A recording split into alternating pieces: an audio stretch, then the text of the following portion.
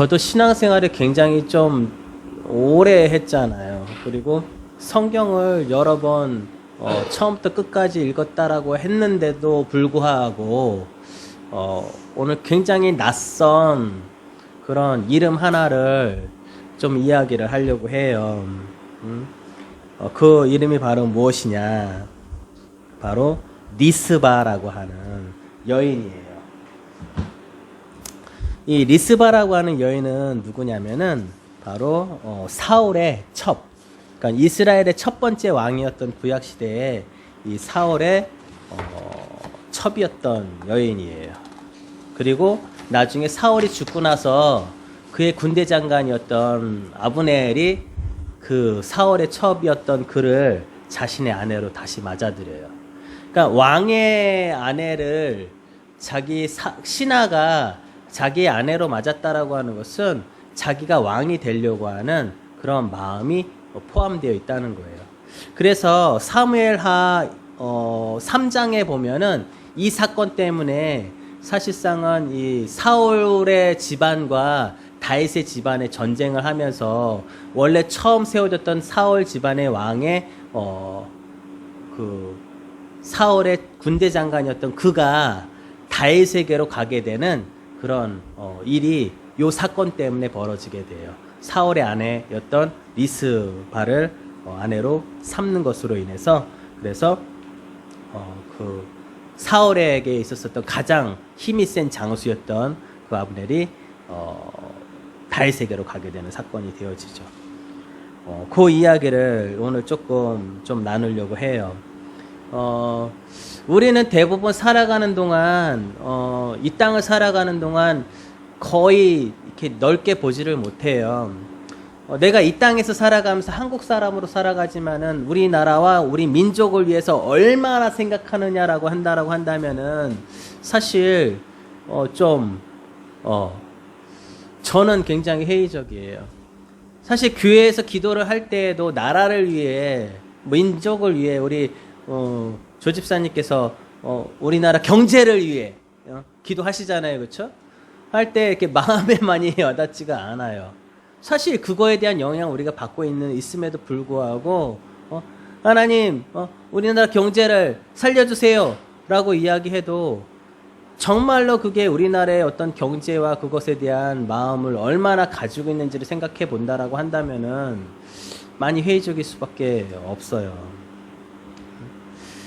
우리가 하나님 앞에 복을 받는다라고 했었을 때에는 대부분이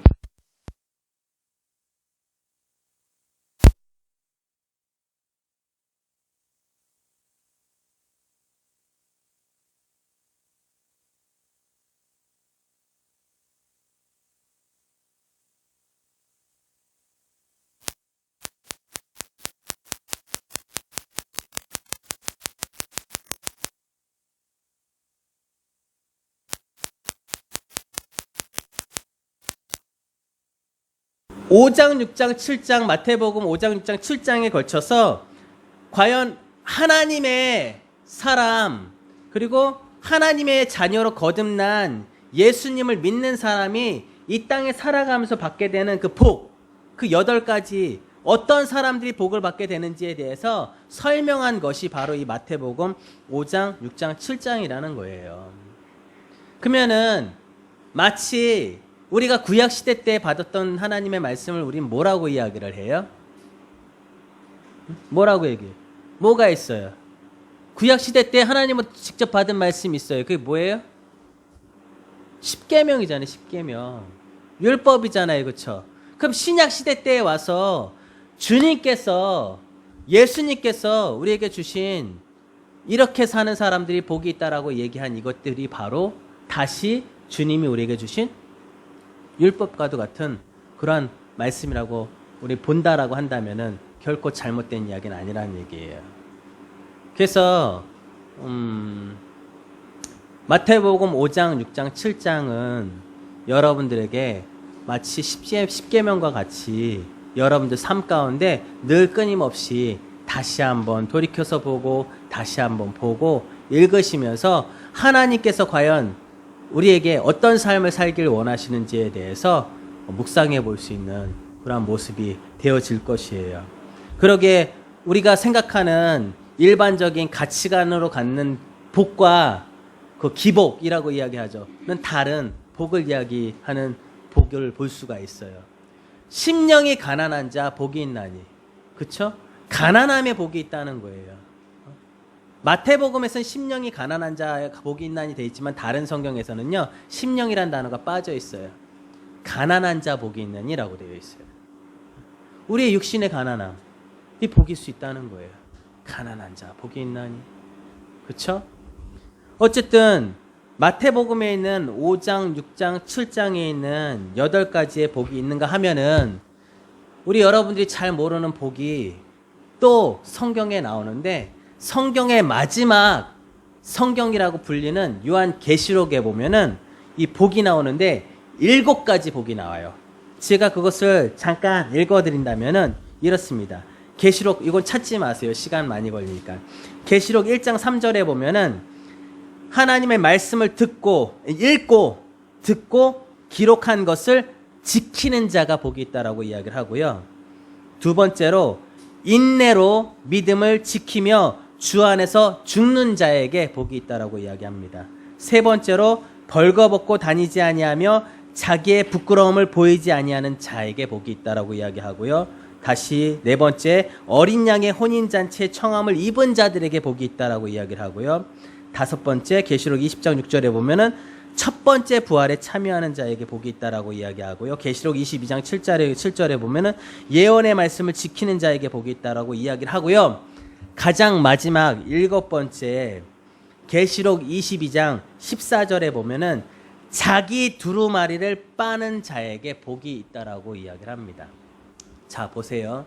자, 우리나라는 하나님께서 자, 저를 보세요. 우리나라 하나님께서 참 복을 많이 주신 것 같아요. 참 이스라엘 백성들에게 이 하나님의 어떤 그런 것들을 이렇게 말씀으로 성경을 주신 것처럼 자, 우리나라에게 하나님 존재와 비슷한 존재를 이야기하면 뭐를 얘기합니까? 옥황상제라는 얘기를 하죠. 그렇죠? 그 옥황상제 앞에 사람이 죽으면은요. 갓을 쓴 두 사람이 사람을 데리러 가요. 그렇죠?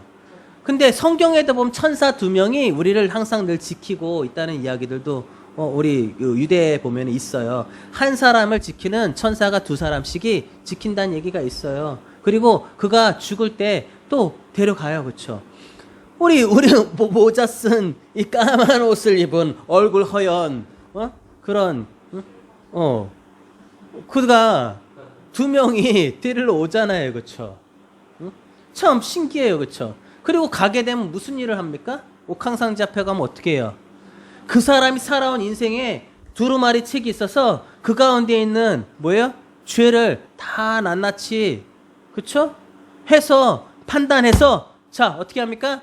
그가 선한 일을 많이 행하면은 그래 너는 극락으로 가라. 그리고 악한 일을 많이 하는 일은 어떻게 해요? 너는 지옥으로 가라. 그리고 어떤 이들에게는 다시 태어나라 하고 환생으로 또는 어떻게 해요? 짐승으로 환생시키기도 하고 그쵸? 이런 것들이 있어요. 참 우리나라는 정말로 하나님이 특별히 이 마지막 때를 준비하기 위한 민족으로 세우신 거라는 사실을 부정할 수 없는 증거들이 참 많아요. 근데 오늘 말씀에 보면은 계시록 22장 14절에 보면 자기 두루마리를 빠는 자에게 복이 있다고 했어요. 자, 하나님 앞에 자기 두루마리 뭘까 이게 과연요? 자기의 삶의 기록들, 자기의 삶의 죄악들이 그리고 선한 행한 일, 모든 일들이 이게 적혀 있는 그 두루마리인 거죠. 그렇죠?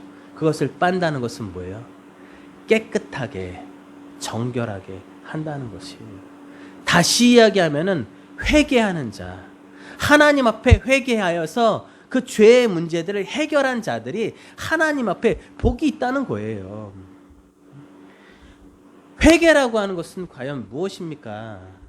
회개의 본질은 바로 내 자신이 할 수 없다는 것을 고백하는 것. 곧 다시 얘기해서 나를 불쌍히 여겨 주옵소서라고 누구에게? 주님 앞에 무릎 꿇는 자에게 주어지는 것이 바로 회개라는 것이에요.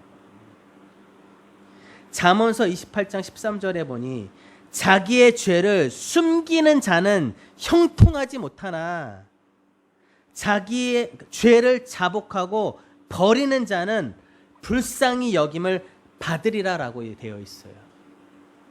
주님, 저를 불쌍히 여겨 주세요. 내 죄를 주님 내가 어찌할 수가 없습니다 하고 자복하고 드러내는 자, 그 자에게 불쌍히 여김을 받는 자, 그 자가 바로 복이 있는 자라는 거예요. 자기의 죄를 숨기는 자는 어떻게 해요? 형통하지 못하나 죄를 자복하고 버리는 자는 불쌍히 여김을 받으리라. 이게 바로 잠언서 28장 13절에 있는 이야기예요. 나를 불쌍히 여기소서, 나는 아무것도 할 수 없습니다는 고백, 그 모습이 바로 주님 앞에 회개하는 자의 모습이 아니겠습니까? 그리고 또한 야고보서에 보면 이런 말씀이 있어요. 그러므로 너희 죄를 서로 고백하며 병 낫기를 위해 서로 기도하라. 의인의 간구하는 역사는 힘이 큼이니라라고 하는 이야기가 되어 있어요. 내 죄를 고백할 때 회개가 있어야지만이 하나님이 그 기도를 들으신다는 거예요. 내 죄를 고백하며 서로 고백하며 병 낫기를 기도할 때 의인의 간구, 그 간구는 역사함의 힘이 크다는 거예요. 병이 낫는다는 거예요. 우리의 죄를 고백할 때 하나님이 우리의 병을 낫게 하신다는 거예요. 그렇다면은 내 죄에 관한 이야기, 그 이야기를 오늘 하길 원해요. 오늘 그동안 잘 볼 수 없었던 리스바라고 하는 여인의 행위를 통해서 하나님의 음성을 듣길 원합니다. 오늘 말씀을 하나씩 1절부터 14절까지 제가 아까 보라고 말씀을 드렸을 거예요. 사건의 발단은 이렇습니다. 다윗이 왕으로 있는 그 해에 거듭해서 3년간 기근이 생긴 거예요. 1절에 보면, 그렇죠? 다윗이 어찌하여서 하나님이 이런 기근이 계속해서 끊임없이 이어져 가고 있습니까? 왜 비가 오지 않는 거예요? 라고 하나님 앞에 간절하게 구합니다. 그때 하나님께 물어봤을 때 그때 하나님께서 대답해 주시죠. 이렇게 비가 오지 않고 이렇게 기근이 생기는 이유는 하나다. 무엇 때문이냐면은 사울과 피를 흘린 그 집으로 말미암아라고 하는 이야기를 해주는 거예요. 사울이 피를 흘렸는데 어떤 피를 흘리게 되었냐면은 기브온 백성을 죽였다는 거예요. 기브온 백성은 어떤 백성입니까? 지난번에 한번 말씀을 통해서 들었었죠.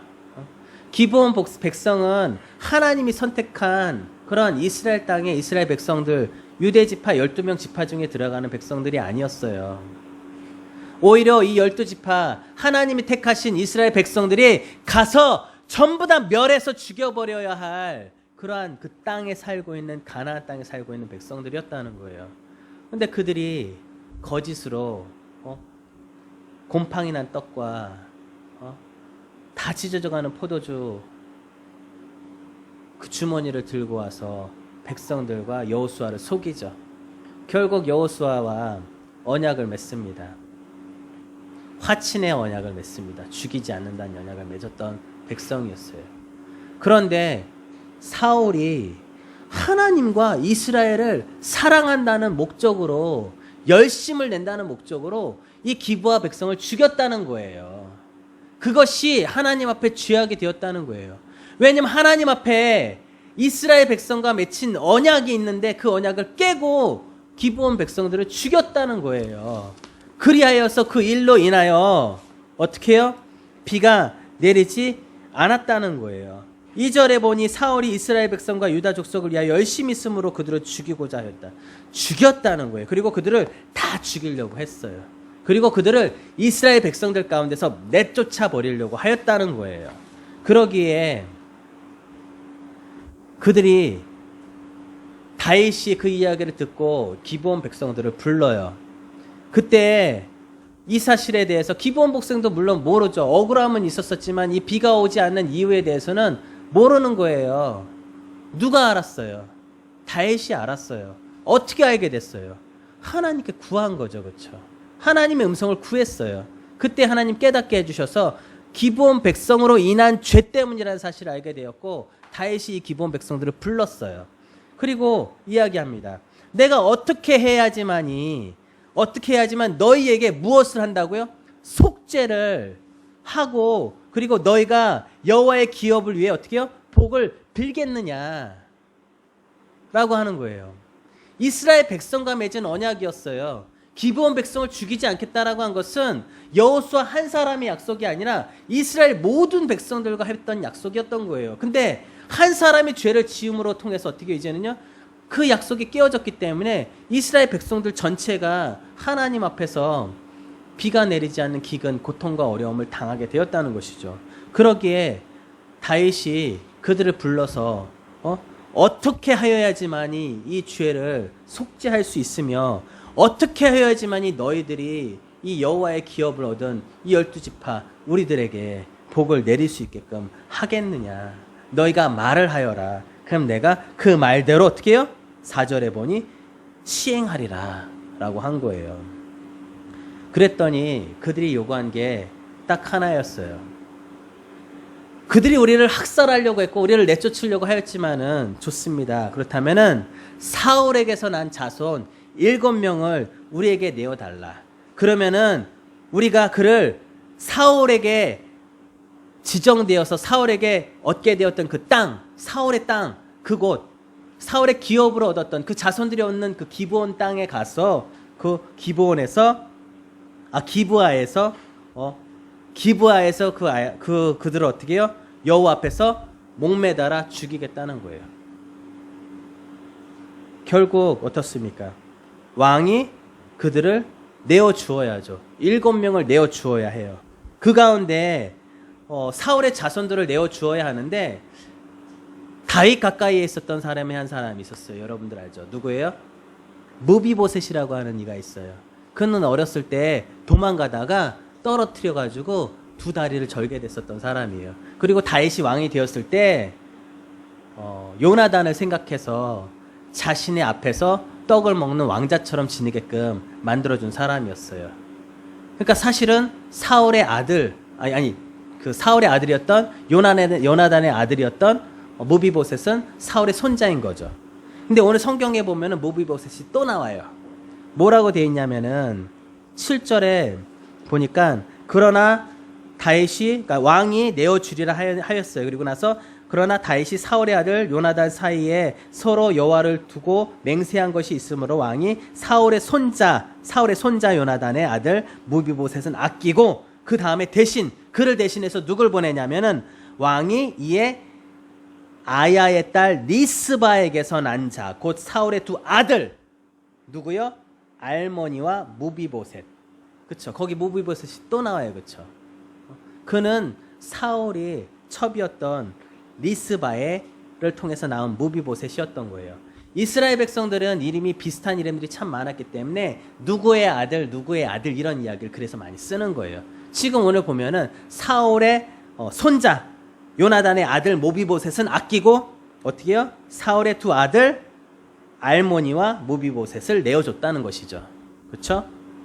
그렇게 해서 이 리스바라고 하는 여인에게서 낳은 사울의 2 아들인 알모니와 무비보셋과 그리고 사울의 딸이었던 메랍이라고 하는 여인의 5명의 아들들을 붙잡아서 그들을 어떻게 해요? 기브온에게 주었다는 거예요. 그때 이 기브온 자손들이 기브아에 가서 어떻게 해요? 이 7명을 다 매달아요. 그때가 바로 언제냐면, 그래서 죽게 된 때가 언제냐면 바로 곡식을 첫 보리를 베기 시작한 때였다는 거예요. 자, 근데 여기까지 하면은 비가 내려야 되잖아요. 그쵸? 이렇게 되면 비가 내려야 되는 거잖아요. 어쨌든 원한을 풀었잖아. 그쵸? 근데 비가 바로 내리질 않아요. 그 뒤로 6개월에서 7개월 정도의 시간이 흘러요. 근데 그 사이에 어떤 일이 벌어지냐 하면은 바로 오늘 이야기하려고 하는 아야의 딸 리스바에 관한 이야기를 하는 거예요.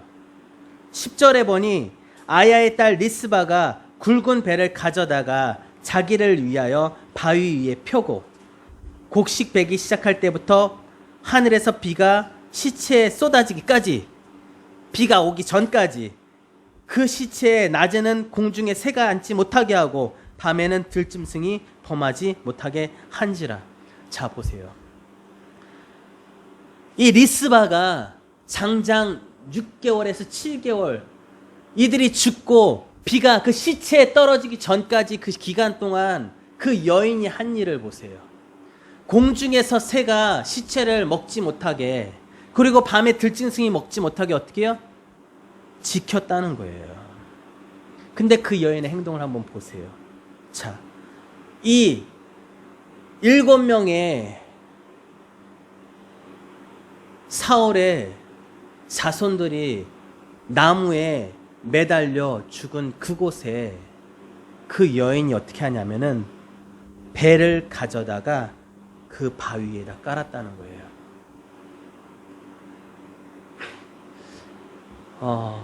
맥체인 성경 읽기에 연관성, 구약과 신약의 연관성을 여기서 찾아본다면요, 바위는 예수님의 보혈을 뜻한다고 볼 수 있어요. 보혈의 그 반석, 그렇죠?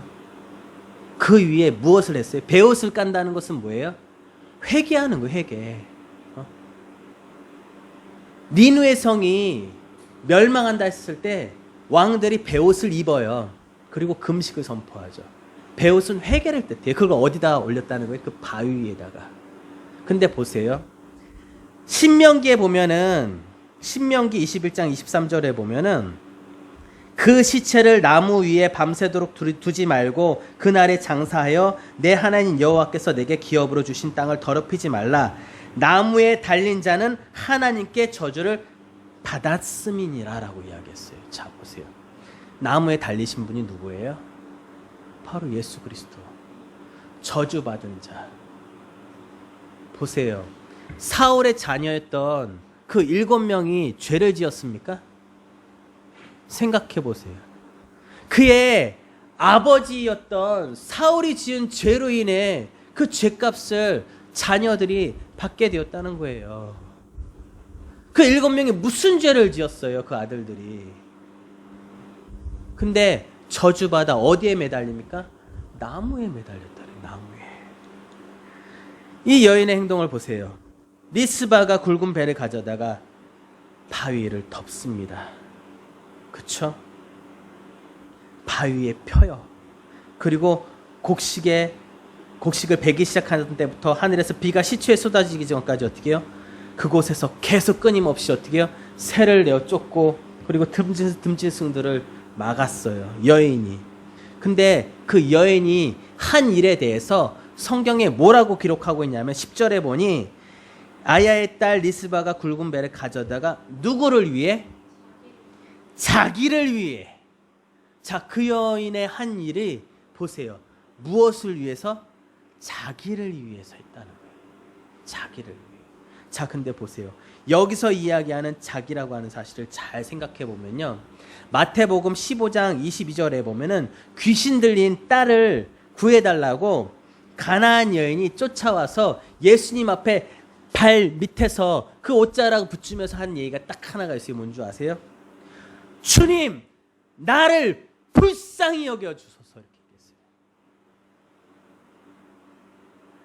나를 불쌍히 여겨주옵소서라고 이야기를 했어요. 귀신 들린 여인을 고쳐달라고 쫓아온 그 여인의 입술에서 주님께 한 고백은 나를 불쌍히 여겨주소서라고. 그러면은 과연 나와 나의 가족들 내지는 나의 민족들과 어떤 상관이 있냐는 거죠. 그 여인의 행위, 그 여인의 회개가 이스라엘 백성들과 과연 어떤 상관이 있냐는 거예요. 근데 보세요. 결국 회개는 자신을 위한 것이에요. 조상 때문에, 부모, 자식 때문에 하는 것이 아니라 나의 죄 때문에 회개를 하는 것입니다. 리스바가 굵은 배를 가져다가 바위 위에 펴듯이 예수 그리스도의 반석 위에서 오직 내 죄를 회개하면 가게에 흐르는 저주도 끊어낼 수 있는 것입니다. 한 사람의 회개가 모두를 살릴 수 있는 것입니다. 나를 불쌍히 여기소서 한 그 여인의 회개가 그의 자녀인 귀신 들린 그 딸아이를 고치시는 하나님의 긍휼이 임하였다는 것이,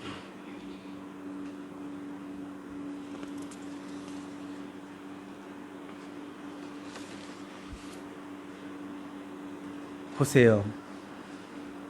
그 일 이후에 사울의 첩이었던 리스바가 행한 일을 다윗이 듣습니다. 그 이야기를 듣고 다윗이 가서 사울의 뼈와 요나단의 뼈, 그들의 시체가 썩어서 이만 뼈만 남았겠지요. 그것을 가져다가 어떻게 해요? 그 여인에게 찾아가서 그 여인에게 주어 거기에 매달려 있는 그 7명의 시체들과 함께 매장을 하게 해요. 자, 생각해 보세요. 하나님의 저주를 받아서 죽은 자들은요, 무덤에 들어갈 수가 없어요. 결국에는 새와 들짐승들이 먹어서 사라지게끔 만들어버려요. 결코 하나님의 축복을 받은 자들과 함께 장사될 수가 없어요. 근데 그들의 시체를 어떻게 해요? 사울과 그리고 요나단과 함께 장사 지내게끔 누구에게 내어줍니까? 이 바로 오늘 이 여인,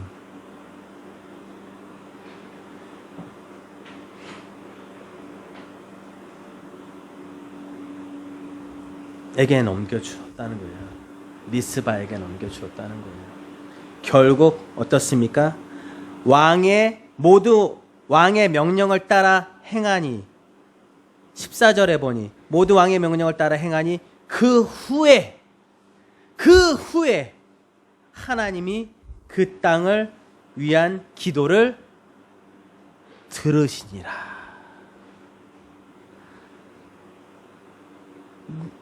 리스바 한 여인의 회개에 돌이키는 행위가 하나님의 소리를, 하나님 앞에 위한 기도를 들으시는 하나님의 기도를 듣게 되는, 그리하여서 기근과 고난, 비가 오지 않아서 받던 그 이스라엘 전체가 받았던 그 고난으로부터 해방되었다는 것이에요.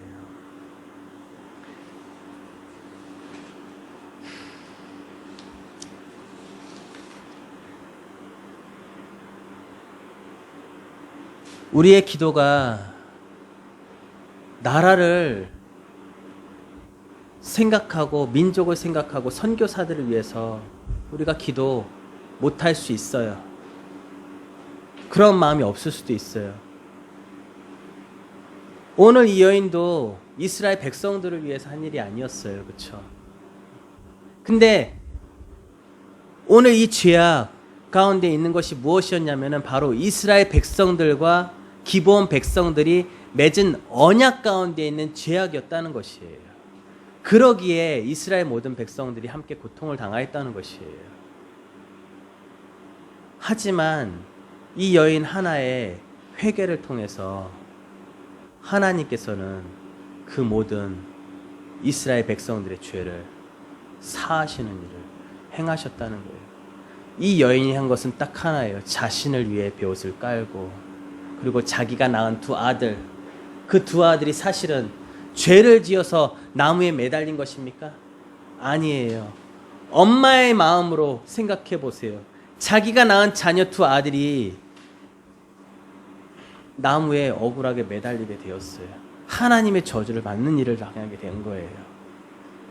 그러하니 율법에 나무에 매달려 저주를 받게 된 그들이 새에게 쪼아먹힘을 당하고, 그리고 들짐승에 의해 그 시체가 다 당하는 그것을 막기 위해 그 여인은 그것을 막았던 거예요. 계속 6개월 동안.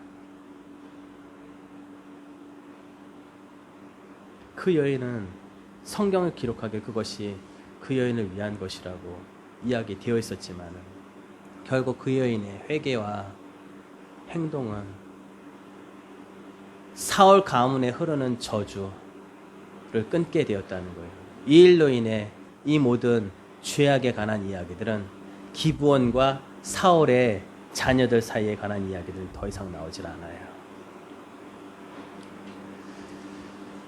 하나님 앞에 내 죄를 고백하는 회개가 여러분 가운데 있습니까? 때로는 이 여인이 지금 당한 일은 굉장히 부끄러운 일인 거죠. 치욕적인 일이에요. 저주받은 나무에 자신의 두 아들이, 둘밖에 없는 그 아들이 매달려서 죽게 되었어요. 그러한 일을 당한 것이죠.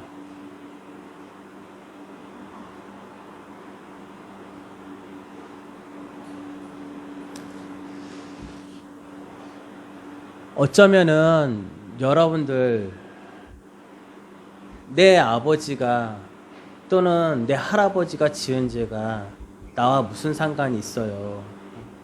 내가 짓는 죄가 내 자녀와 무슨 상관이 있어요? 이렇게 생각할 수도 있어요. 근데 잘 돌이켜서 생각해 보면은 나의 현재의 죄성과 나의 죄의 모습은 어쩌면은 우리 가게에, 우리 가정에 흐르는 죄의 모습일 수도 있어요. 우리 가정만이 가지는 어떤 그런 저주가 내려오고 있다는 사실을 어쩜 우리는 깨달아야 할지도 몰라요.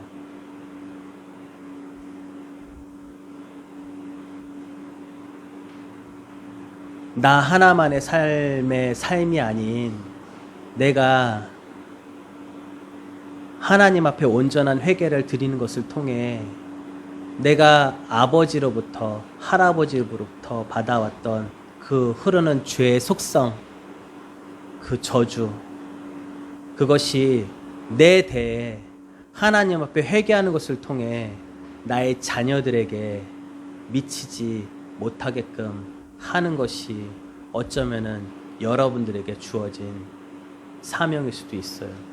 여러분들의 회개가 그러한 의미를 갖습니다. 여러분들의 회개가 어쩌면은 아직까지 주님을 알지 못하고 이 땅 가운데 방황하고 있는 나의 가족들이 돌아오게 되는 가장 중요한 시작점이 되어질지도 모르는 것입니다. 나의 죄를 돌아보는 것, 이것은 정말로 중요해요. 나의 죄를 돌아볼 때 주님 앞에 나를 불쌍히 여겨 주옵소서 무릎 꿇을 때 그때 주님께서는 우리의 기도를 들으십니다. 늘 우리 모리아 교회의 모든 공동체에 속한 지체 여러분들, 말씀을 통해 죄를 보시기 원합니다. 매일매일 큐티를 하는 것을 통해 말씀을 비추어서 나의 죄를 찾으시고 발견하시고 주님 앞에 무릎 꿇으시는 여러분들의 삶을 통하여 여러분들 한 사람의 회개와 여러분들 한 사람의 돌이킴을 통하여 나의 가족이, 나의 가정이, 나의 공동체인 나의 교회가, 그리고 이 나라와 이 민족이 하나님 앞에 온전하게 서지는 역사가 있으시기를 간절히 소망합니다. 함께 기도하겠습니다.